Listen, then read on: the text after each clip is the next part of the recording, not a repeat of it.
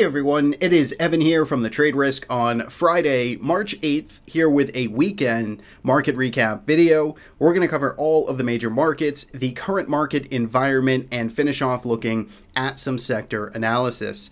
So we finally got that pullback that everyone seemingly was waiting for all year. We got a couple of down days early in the week, and we did get follow through finally. So we do have some red right across the board here. If we look at our technicals dashboard, you can see the 5-day change numbers. We are in the red here across all of the major indices. We are now below the 10 SMA in all of the major indices, and we are starting to lose some of those 200 SMA, those 200 period simple moving averages that we briefly had reclaimed, starting to fall back below some of those levels. So a little bit of uncertainty, a little bit of sellers kind of stepping out here in force. And when we look at some of the sectors, or all of the sectors broken out here, you can see that we have basically a sea of red. Biotech, which was at the top of this list last week, has swiftly failed that breakout and has fallen to the bottom of the list here, followed by healthcare, energy, transports, all in the bottom quadrant here. And when we look at the major market performance, to no surprise, we have volatility,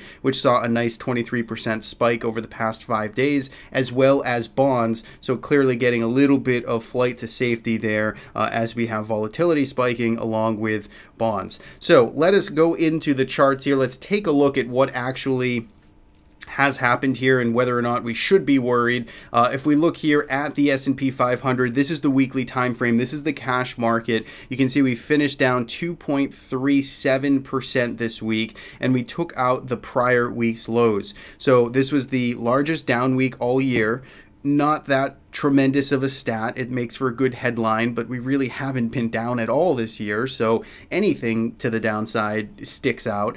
This one was 2.37%, and notice though we did kind of get that range expansion to the downside. We did take out those prior 2-week lows. So let's take a look at, given what we've seen occur here this week, let's take a look at just where we are in terms of the magnitude of this move. So if we just draw some Fibonacci here just to get a general retracement level, you can see from the lows made in I think Christmas Eve all the way up to the recent highs made this week, combination of this week and last week, we have at this point retraced not yet probably about 18% of this rally. We're not even down to the 23.6% retracement, and it felt ugly out there. It felt horrible. You know, it felt like it was such a devastating kind of 3-4 day move.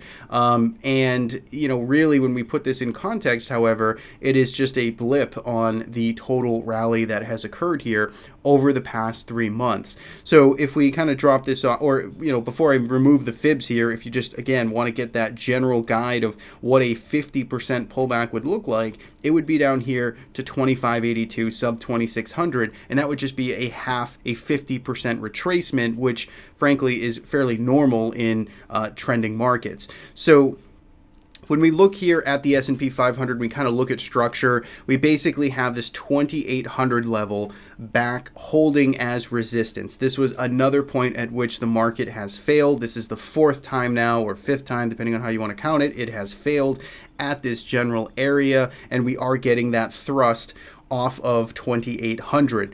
Volume was pretty light this week. I mean, it didn't come in above average here, at least on the cash. So let's take a look at the spiders. Yeah, still, you know, a slight uptick over the past 2 weeks, but generally speaking, still nothing extreme like we saw back in the 4th quarter of 2018. So all in all, when we look here at the weekly structure of the S&P 500, we have clear line in the sand resistance at 2800. You could make a good case now where you shouldn't really be that aggressive on the market until we start clearing above 2800. That's not a that's not advice. That's not saying that that's my recommendation or anything to that sort, but there are going to be traders out here that are looking at this pivot high and looking at this thrust saying, look, until we take this market, until we can actually take out this resistance, which we failed to do for the past couple of months, let's not get too crazy on the long side. Now, the flip side is, of course, pullbacks present opportunities to get in on the long side, so that's what you need to weigh right now.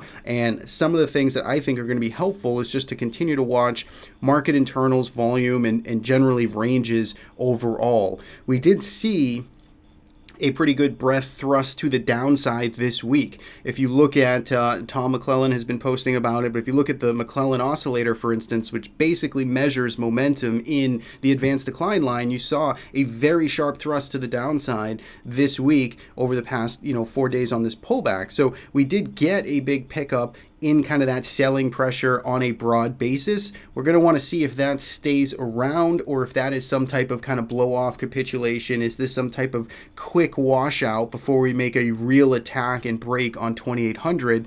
These are all, of course, just big questions that I don't have the answer or predictions to, but these are the things that we want to be thinking about as we go ahead into the following week here. So let's go down to a daily chart now of the S&P 500. We'll switch it over to the SPY ETF actually. And you can see here that we did get essentially 5 days down in a row here. We were down on Monday, on Tuesday, on Wednesday, on Thursday, and on Friday. Some of these days were mildly down, but we were still down every single day this week. Notice, though, today, Friday, should be notable that we did kind of have a pretty horrible open. We had a gap down open, and we did see a reversal on the session. We did basically close back almost in green territory, down just slightly, 50 cents in the SPY. So there's something to be said about maybe the short-term reaction, a bounce here. Maybe that's the pullback, and that's all she wrote here is just a 5-day pullback, and that was the worst of it,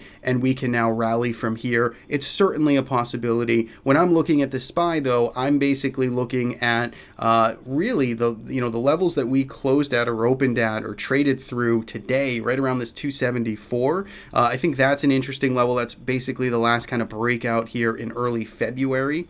And then if we go a little bit further down, we have this 266 to 267 slot, which is where we broke out from, and we had resistance form at the end of January. So that would be the next kind of destination or point at which I would be looking for support to come in if this pullback persists. That's about 6 or 7 points below where we're currently trading, and below that we get around that nice round 260 in the SPY, which would be more or less getting close to that 50% retrace all the way back down here.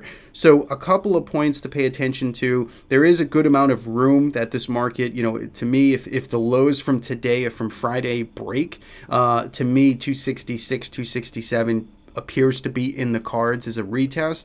Certainly, nothing is guaranteed, but that would be my thoughts, is if we take out these lows and close below these lows that we made on Friday, 266, that's probably up next. So that's really the way I'm looking at the spiders here. 280 on the upside, again, clear 2800 resistance in the S&P 500. That's what I'd be looking for.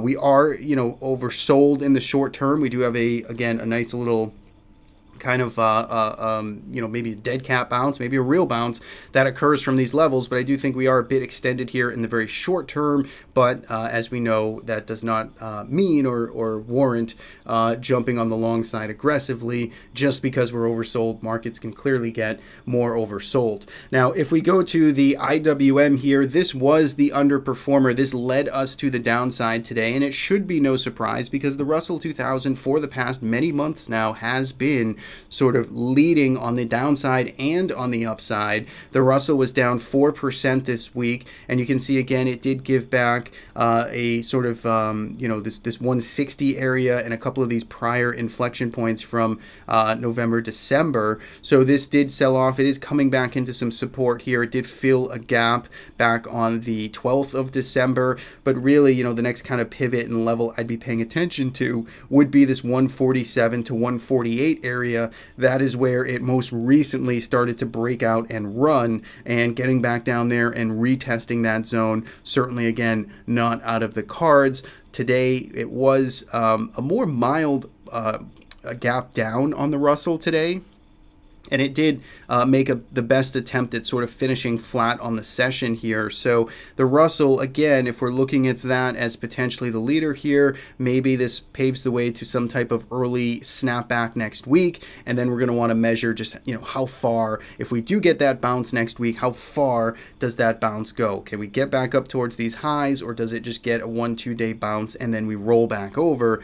That's what we're going to want to measure next week as well. So NASDAQ 100 will finish there. there. We can look here. This did close down 1.85% this week. Took out the past couple of weeks' lows, and look at the increase in volume this week. The volume had been tapering off here pretty significantly on these up moves, and you can see we got a nice little spike higher here, still below the 20-week average, but higher relative to the recent bars. Notice too, though, this save did come in at a decent, short-term level at where the buyers would want to show some support, and that was that 170 area. We gapped down below it, we closed above it. So again, maybe some indication here that in the short term anyway, we did get a nice kind of washout 5-day sell-off. Let's see now if buyers can kind of push us higher early next week. So that is the market environment overall. A little bit of change up, a little stir of volatility. VIX spiked over, let's see, where did it finish on the session? 16.74. It was briefly above 17, in fact 18 actually. So it did finish towards the lows of the session, 16.74, but a nice little kind of push higher there in volatility as well. So let us go into some of the other major assets here. We'll go to TLT next, which saw a basic total recovery of last week's breakdown. So we were down 2.39%. It was a big down move last week below recent multi-week lows, and we reclaimed all of that this week, 2.45% to the upside, and you can see we are working ourselves quickly back up to the top end of this range. So there is clearly a little bit of rotation here, a little bit of safety haven, kind of rotating capital, rotating into TLT. Be very interesting too to watch this market on whether or not we can actually sustain and get a breakout over 122.50. That will give us some more clues about maybe what the equity market is thinking as well. So 122.50, that's resistance. It's been resistance for multiple years at this point, multiple months. Yeah, I think multiple years at this point. So that's going to be an important one to watch. If we go to energy next, we go to USO, which is oil. It did manage to finish slightly higher on the day. It did get pretty beat up here on the open on Friday, threatening to kind of fall back into this old range, but buyers stepped in. They are supporting oil right now. The selling pressure really hasn't crept in here for oil yet. It is just really kind of basing and taking its time sideways here. So for now, energy, oil bulls are continuing to support this market. It's holding up. It's not trending strongly. It's just going sideways here. But, going sideways is better than a significant pullback in price. So a little bit of perhaps optimism there for USO, the fact that it is still holding on. If it were to lose today's lows, again, that's kind of the line in the sand for me. If it starts breaking below that 1140 area, falling back into this old range, then, all bets are off. I'd be much more cautious to pessimistic there. But for now, buyers are stepping in. If we go to natural gas next, again, very sleepy here, but this did finish positive on the week, 0.5% to the upside, really kind of ignoring what's going on in equities and some of the dollar move that we saw this week. It's just kind of going sideways here and holding above 24.50, which to me is kind of the line in the sand I've been using for natural gas. It's holding above it. It's going sideways. Very low volume coming in here, so not a lot of conviction, but it's moving sideways. We'll see which way this ultimately breaks. Last but not least, we got metals. GLD here on the week was up 0.8%, reclaiming and pushing back into some of the losses from last week. Remember, we had this breakdown of trend. It did do it on some heavier volume and a nice expansion in range. We're recovering some of that now. Still kind of in the penalty box here, but maybe this turns into some type of higher low. Silver, basically the same situation. It broke trend over the past week or two and was kind of looking fairly beat up here and sort of pessimistic in the short term, but we did get some life out of it, particularly on Friday in both metals, up 2% in silver. So recovering some of this, maybe this turns into a higher low. We'll have to see. Still kind of in the penalty box for me as of right now, but the bulls can certainly prove their case by getting some follow through and continuing higher. So that's the roundup there on all of the major markets. Let's take a look at some of the sectors here. Let's take a look at the top 3 and bottom 3 performing sectors. At the top of the list is utilities. So again, a little bit of safety haven flight here. Utilities breaking out to new all-time highs. This trend is continuing. It's been in a pretty steep kind of trend since really the beginning of the year, or more specifically maybe February is when it started to really get accelerated on this path. But utilities working themselves higher, 0.82% to the upside, the only of the major indices sectors to finish positive on the week. If we go to materials, this was actually number 2 here, and this was down still on the week, minus 0.45%, but looking kind of orderly here on this pullback. It ran into resistance at $56. It's been pulling back over the past couple of weeks. MACD still positive, has some potential here to actually get a kind of a follow-through breakout and another run at $56. So wouldn't fall asleep here. It is range bound, but it is at an interesting kind of point where if it can stabilize where it is and push up, I think that might be an interesting opportunity in materials. Staples, number 3 on the week, was down 1%. You can see it kind of just slightly just creeping lower here. A lot of overlapping bars. Really not much else to say about it. It's coming back into some prior inflection areas here, but XLP, I don't know, it doesn't look a whole lot interesting. There's some names under the hood that would be more interesting there. IBB, this was the worst performing now, 5.65% on the week to the downside, falling back to the bottom end of this range. This is where it spent really its entire year finding support, is right around this $106, $107 area. It's back to it. Volume really picked up on this sell-off here. So this is going to be an important area to hold, 106, 107. We'll see if the bulls can do it. It is a little oversold here in the short term, so I would expect, maybe that bounce to occur next week, and then where do we go from there type of scenario. XLE, top or bottom, second worst performer this week.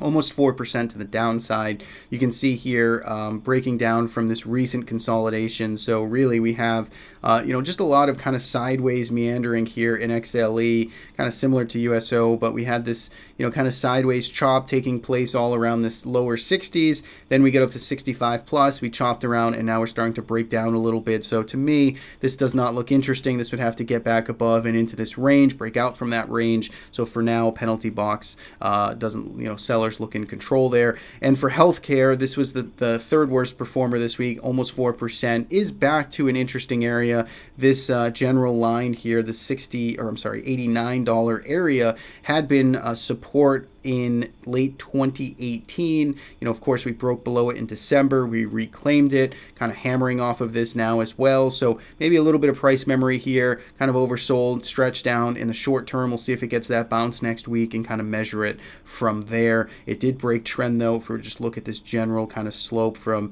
any of these recent points here, it did of course break there, and it did break from the lows, depending on how you want to measure this, potentially some type of wedge. So lots of ways you could kind of do the projected trend lines, but either way, we'll see if this can bounce early next week. So that is the action. That is the roundup. Hopefully you guys were able to not get totally run over by this market, but it was a difficult week out there. Natural to get stopped out of those long positions, and if you were fast enough to be on the short side, congrats to you, then you're having a good weekend. So that is it. That is what I have. Thanks so much as always for tuning in. You can follow us on YouTube, subscribe to the YouTube channel, or follow us on the TradeRisk, traderisk.com/blog. Have a great weekend. Talk to everybody next week.